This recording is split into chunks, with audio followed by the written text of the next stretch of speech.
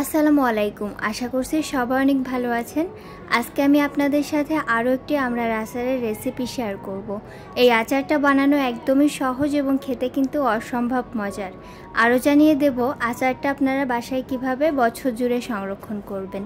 তো চলুন আচারের রেসিপিটি দেখে নিই। আচার তৈরি করার জন্য এখানে আমি 1 কেজি পরিমাণ আমড়া কেটে নিয়েছি। খুব বেশি বড়ও না আবার ছোটও না।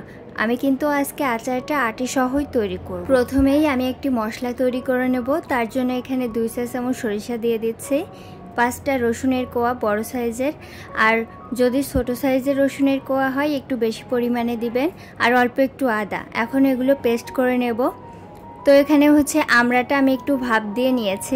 আমড়াটা ভাপ দেওয়ার জন্য এখানে আমি হাফ কাপ পানি ব্যবহার করেছিলাম, আর পানিটা এ পর্যায়ে কিন্তু একেবারে শুকিয়ে নিতে হবে, এখানে কোনো পানি রাখলে হবে না।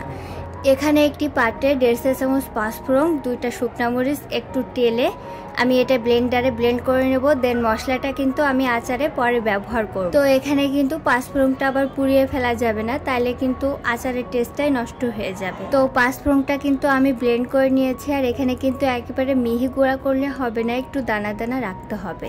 এখন চলুন আমরা আচার তৈরি করি। এখানে 1 কাপের থেকে একটু কম সরিষার তেল দিয়েছি, আর আচারে কিন্তু অবশ্যই সরিষার তেল ব্যবহার করবেন।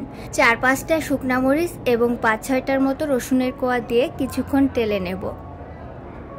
এখানে অল্প একটু আস্ত পাঁচফোড়ন ব্যবহার করছি, আর এটা কিন্তু ফোড়নের জন্য। এখন যে সরিষার পেস্টটা করে রেখেছিলাম সেই মশলাটা দিয়ে আমরা কিছুক্ষণ কষিয়ে নেব। জাস্ট 1 মিনিটের মতো মশলাটা একটু কষিয়ে নিতে হবে। আবার মশলাটা এখানে কিন্তু পুড়িয়ে ফেলা যাবে না, তাহলে কিন্তু আচারের টেস্টটাই নষ্ট হয়ে যাবে। দেন আমড়াটা দিয়ে মশলার সাথে খুব ভালোভাবে মিশিয়ে নিতে হবে।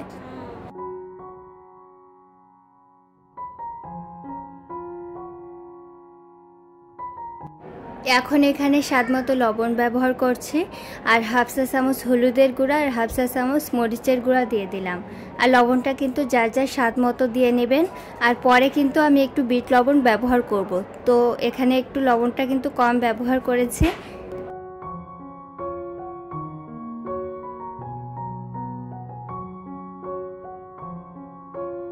আমড়াটা কিছুক্ষণ ভালো মতো নেড়েচেড়ে আমি কষিয়ে নিয়েছি।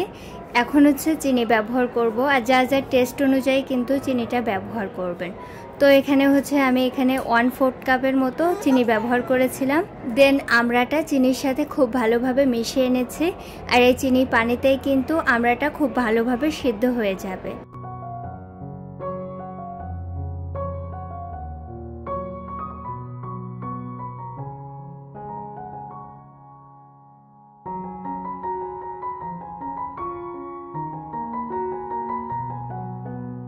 এখন এখানে 1/2 চা চামচ বিট লবণ ব্যবহার করছি, আর এখানে বিট লবণটা দেওয়ার কারণ হলো আমরা টেস্টটা কিন্তু অনেক ভালো আসে।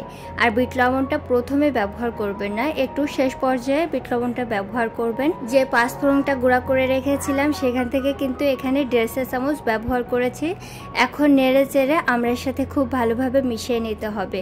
আর পাঁচফোড়নটা দেওয়ার পরে কিন্তু আমড়াটা খুব বেশি জাল করা যাবে না। আর আমড়ার আচারটা যাতে বছর জুড়ে ভালো রাখা যায় এর জন্য এখানে ভিনেগার ব্যবহার করব। আর আমড়াটা চুলা থেকে নামানোর 10 থেকে 15 মিনিট আগে কিন্তু এই ভিনেগারটা ব্যবহার করতে হবে। আচারে ভিনেগারটা ব্যবহার করার পরে চুলার জালটা কিন্তু হাই ফ্লেমে দেওয়া যাবে না, লো ফ্লেমে রেখে আস্তে আস্তে এই 10 থেকে 15 মিনিট জাল করে দেন চুলা থেকে আচারটা নামিয়ে নেবেন। এ পর্যায়ে আমরা আচারটা কিন্তু একদমই রেডি। আর চুলা থেকে নামানোর আগে আমি টক ঝাল মিষ্টি লবণটা ঠিক আছে কিনা একবার চেক করে নামিয়ে নিয়েছি। দেন আচারটা ঠান্ডা করে এয়ারটাইট একটা কাচের বয়মে রেখে দেব। আর অবশ্যই কিন্তু আচারটা কাচের বয়মে রাখার চেষ্টা করবেন, এতে করে বাজে কোনো গন্ধ হবে না। আচারটা অনেক দিন পর্যন্ত ভালো থাকবে। আর মাঝে মাঝে রোদে দেবেন। আর আচারে তো ভিনেগারটা ব্যবহার করাই আছে, এতে করে কিন্তু আচারে কোনো সাদা ফাঙ্গাস পড়বে না, আচারটা নষ্ট হবে না। তো আশা করছি আমার আজকের রেসিপি আপনাদের ভালো লেগেছে। আমার রেসিপিসগুলো ভালো লাগলে আমার চ্যানেলটি সাবস্ক্রাইব করার অনুরোধ রইল। আজকের মতো এখানেই বিদায় নিচ্ছি। দেখা হবে অন্য কোনো রেসিপি নিয়ে অন্য কোনো ভিডিওতে। সেই পর্যন্ত সবাই ভালো থাকবেন। আল্লাহ হাফেজ।